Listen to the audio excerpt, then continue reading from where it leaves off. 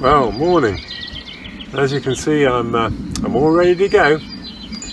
Kind of reflecting, I think, where we're at as God's people at the moment. We're in a strange place and on the move.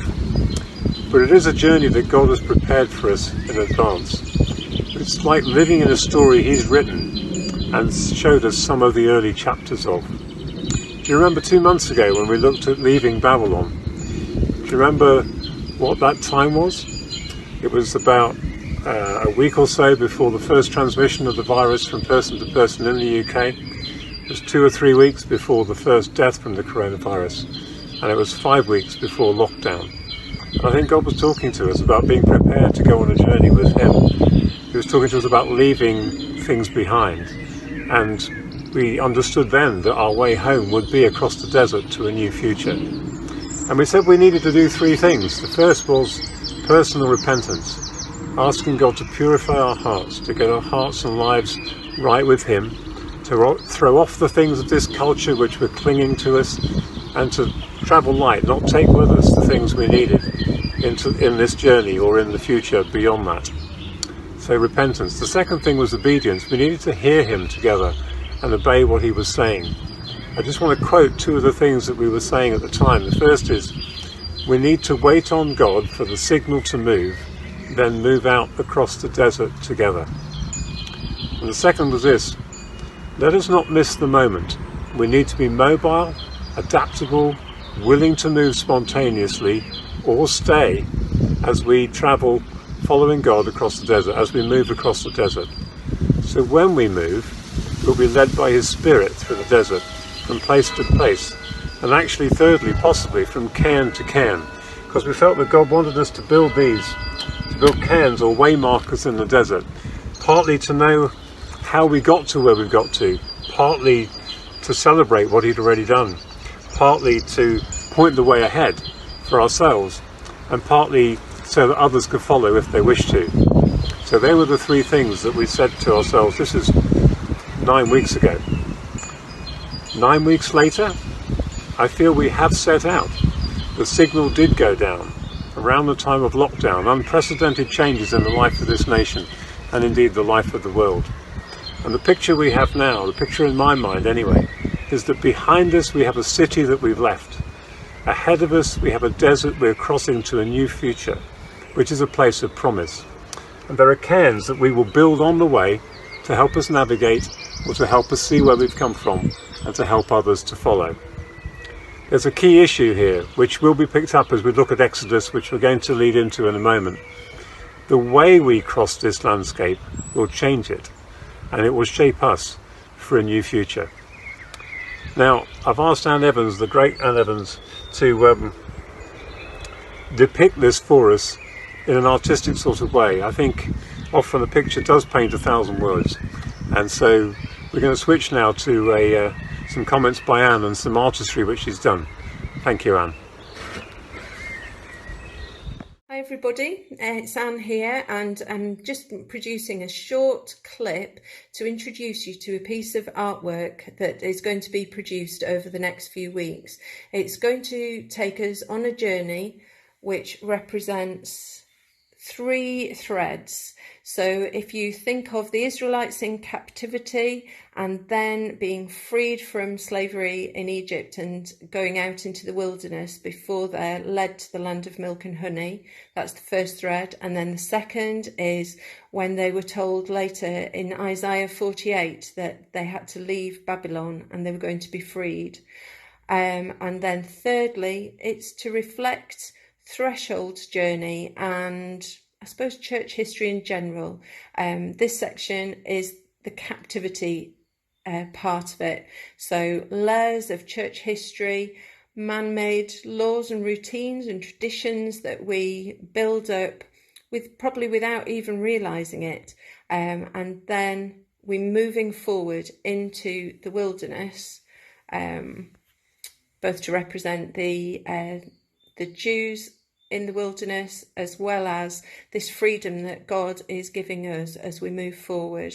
And you can see on the left that there's a break in the fabric, and this is to represent the fact that as exiles, the Jews weren't allowed to go back to their homeland.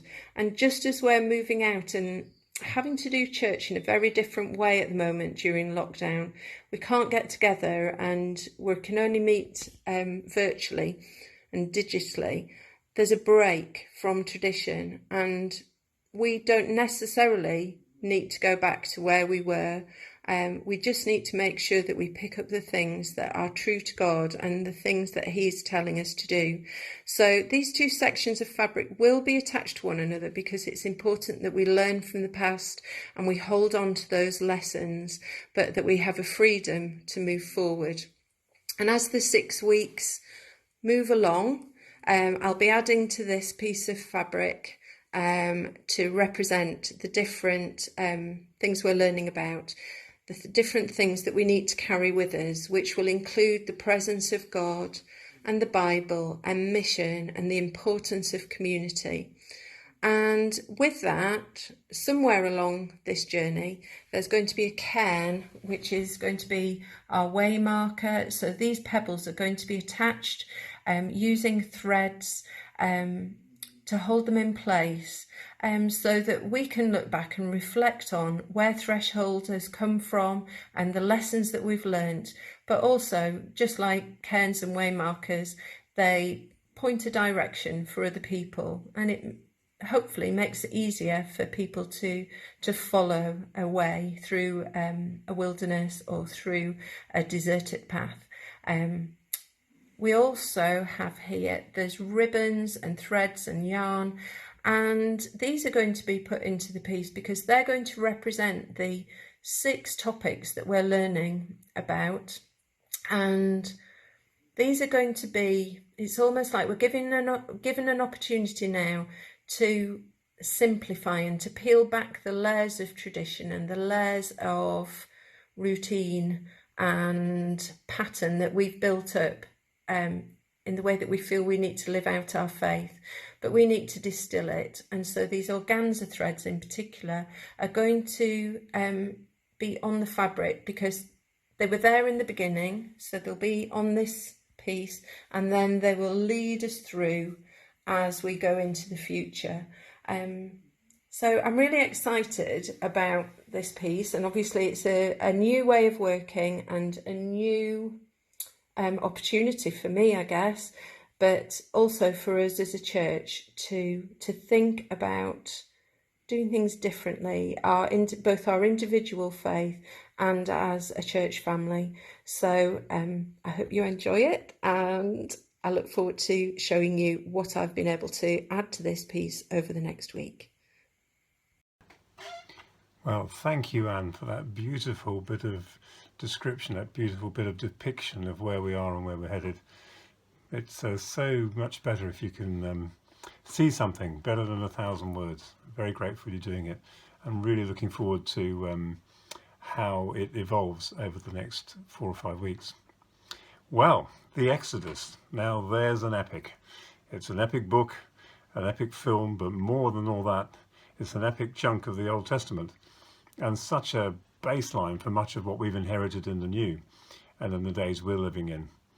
It's 40 chapters, covers 40 years, and has all sorts of foundational things in it. I just want to read a couple of verses which are really important. It comes towards the end of the book when the Jews are moving on with Moses leading them, and the Lord replied to a question from Moses, and his reply was, "My presence will go with you, and I will give you rest." Then Moses said to him, "If your presence does not go with us, do not send us up from here." Now that's a key verse. It's in Exodus 33, and really important for us at the moment. I think that we know something of the presence of God in all our ways, and we'll be looking at a bit more next Sunday, where Adam is going to be teaching us about it.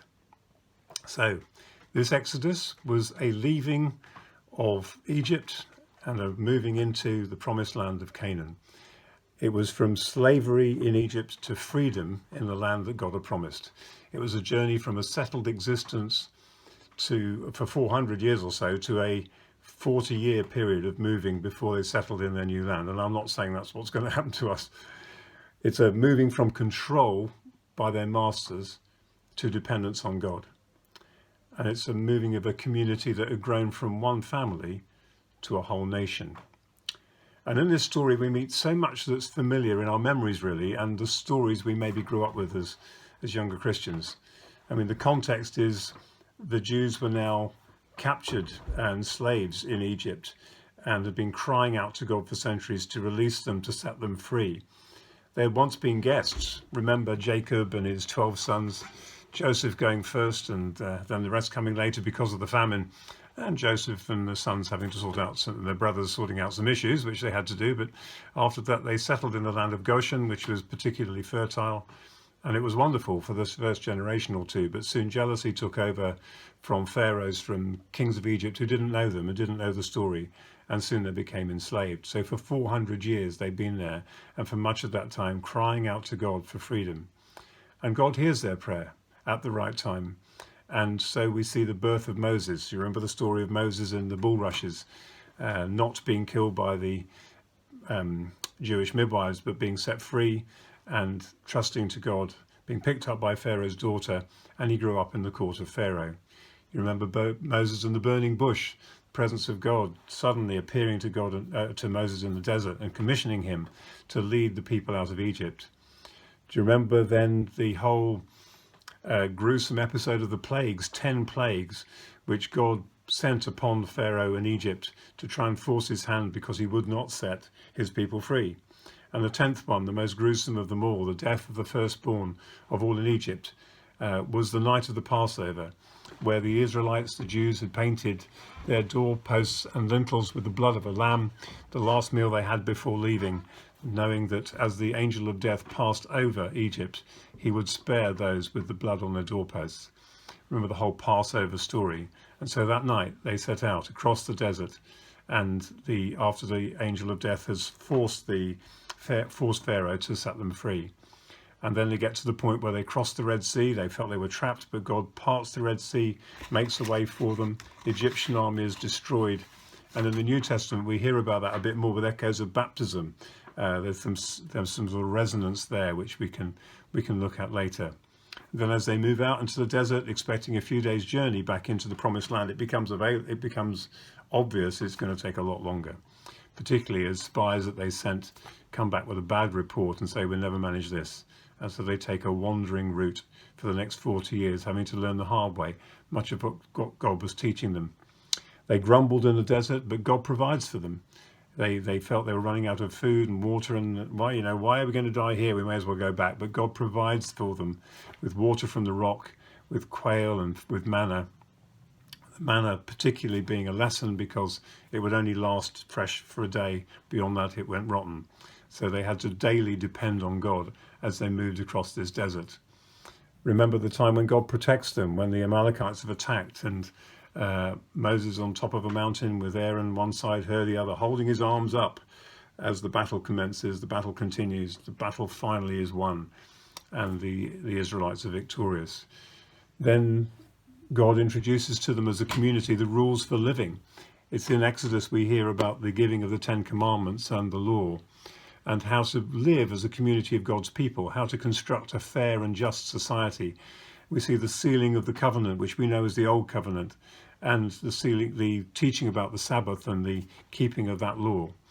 In Exodus, we see a whole rhythm and structure of worship appear. We hear about the building of the ark and the tabernacle, the altar, the priesthood, and their consecration, the consecration of priests. We hear about Oholiab and Bezalel, who are creative types who helped construct the ark in the most beautiful fashion and the tabernacle. But then we hit the time of idolatry, the whole sorry episode of the golden calf and its consequences. But the book finishes with God being with them and leading them. The glory of the Lord fills this tabernacle, and they are led as a people by the cloud of the Lord in the daytime and by a pillar of fire at night. God is with them constantly, helping them to know when to move on and when to stay. So over this next month, we'll be learning a lot from this stories on Sundays. about our journey across the wilderness to a new future, and what we can learn from an epic journey from the past, an ancient one, but which has got the same sense of moving across to a new future from a past which they've left. So we hope it's going to be really useful. Now, one of the principles that we'll discover in Exodus is it's the way we travel that determines what our future's like. It's the way we obey or not. It's the way we are close to God or not, where we hear him or not, which makes a huge difference. So I want to say just something a little bit now about what I see in the journey that we've taken over the last month or so, this journey so far. What do we see so far? Firstly, I see us making our own individual internal journeys. It's not necessarily easy, but it's really important we get that right with God. I don't know how many of you find yourself a bit more irritable or tense or snappy, a bit more likely to chew the head off your other half or one of the kids. Do you find yourself suddenly getting anxious or down without any kind of reason, unless it was the news? Are you finding yourself more emotional? Maybe inside you're working out what matters and what doesn't. And I'd just like to be afraid. I've been a bit like that. And I'd say, don't be afraid of it. God's working on us on the inside. And the really important thing is to relate to God in it. You're not going to lose your faith or anything like that. Relate, tell him about what you feel. Ask him by his Spirit to turn it for good. Ask him to heal and restore and make it wholesome and give you his perspective on things. Yes, repent when you need to, but give yourself some slack. He loves you. And he understands this, and he's working us all, each of us, as we travel this strange route. Allow him to shape you for the future he has for you. We can either get bitter or better, as Dwayne used to say. And I think we choose, don't we? Life, we choose to get better. We choose to allow God to shape us in this difficult time. So allow him to shape you for the future. Our usual familiar landscapes have just gone, haven't they? So it's okay to feel wobbly. It's okay to just feel, I don't know where I am at the minute. One of the ways we can help ourselves in a very fruitful, constructive way is to put rhythms in place. Time for God, acknowledging his presence and worshipping him. There's a time for work. There's a time for study. There's a time for rest and exercise. Time to spend with others. Time, even with parents, to spend alone. And allowing God in this space, allowing him to work on us, will transform us to be the way he wants us to be. So that's the first thing. There's an internal thing going on in each of us. Don't be scared of it. Relax into God with it. Give yourself some space and allow God to do it. Secondly, I think we're all valuing the presence of God and the value of his word more than ever. I see such a lot more activity now in all of us, really, seeking God and praying, reading the Bible, worshipping him. We've got new rhythms of prayer and worship in our communities, the smaller ones, as well as a whole church, both alone and together. And I think it's really important, that stuff. And I see us learning and practicing hearing God. The prayer watch has been brilliant for that. Do join it, talk to Joy, hear God for us all if you want to take part in that, or do it whatever way you want to. But I see us as a community trying to listen to God as we go, so that we won't depart from the way he's asked us to go. It's really important that we do that. I think the morning bell, as people have contributed to that over the last few weeks, have been brilliant. Absolutely wonderful to hear God speaking through lots of different people, different perspectives, and expressing all sorts of creativity. I think that's something God's doing. It's something that he's doing, is sort of rewilding his church. It's part of it, I think. All this creativity popping up, from videos to paintings to songs to poetry to gardening to dance, and just loving being out in his creation in this beautiful spring that we're having. Thirdly, I think we're valuing and building community more than ever, which seems a really strange thing to say when we can't even meet face to face. But as a whole church, in our smaller groups, in friendship groups, in family, individual conversations, phone calls, all that stuff, I see community being built. And this distancing is reinforcing for us the value of relationship and community. I know it's not the same, and we miss being face to face, but I think it's clarified for us what we think is important, and we're finding creative ways of nevertheless building community. And I see this happening in the church and in the community, the locations we're in, and beyond the church. It's how we're doing life. It's so different at the minute, and it will change. There will come an end to this, but isn't it helping us value community over our structures? And that's so, so important. Fourthly, we're finding ways to love and to serve, and to be loved and served by those around us. And both of those are important. In every village I think we're in, every context we're in, I can see wonderful examples of us partnering with others, partnering with other churches and Christians, partnering with councils or just normal friends, individuals, in serving people in those communities. And I just want to say, just brilliant to see what all you guys are doing. I love the visiting, the phone calls, the involvement in organising care across the community, the online stuff you're doing, all the amazing interventions, all the amazing engagements you have with others, just working with others to see others blessed and cared for and protected. It's so, so good. I think it's just amazing, the courage you have, the sacrifice you're making, the commitment to caring for other people, the amount of compassion being shown. Thank you so much. It's just great. I just love to see it, really. And yeah, and it's happening overseas as well, isn't it? I think it's been great in the Morning Bell this week to hear about Thailand and Burundi and Kenya. It's just great. We must care for those who are far less able to protect themselves and are more at risk at this time. You see, the church hasn't disappeared. We're still here, aren't we? We are the church, and we're still here for others and for each other. And we want to welcome all those who want to travel with us and being more of who we are as we go across this very strange landscape. Like the Jews in Exodus, we're traveling with God to a place we don't know, in a time scale we don't know, with all sorts of adventures on the way that we can't see ahead. We're having to be dependent on him for provision and protection. We're having to be dependent on him for guidance, to listening to him every day. But we're walking, traveling together across the wilderness with a shepherd of the sheep, with Jesus looking after us there all the way with us, speaking to us, guiding us. We have a shepherd. Let's just keep going with him and we'll be quite safe. Now, about a month ago, I couldn't sleep. I woke early one morning and just felt I should write a song based on the 23rd Psalm, The Lord is my shepherd, which I'm going to sing in my croaky way in a moment. The same morning, unbeknown to me, Sarah Grant couldn't sleep, and she also started to think about the Good Shepherd and about the Psalm, the 23rd Psalm. And out of that has come Dave the Sheep, which I think has been so creative and so helpful. Please do let as many people access it as possible through sharing stuff. So in a moment, I'm going to sing this song as a way of finishing what I've got to contribute today. Let's keep going. It's okay. We're headed in the right direction. Keep praying for protection, for God to be with us. Yes, and he will answer. He is there. God bless.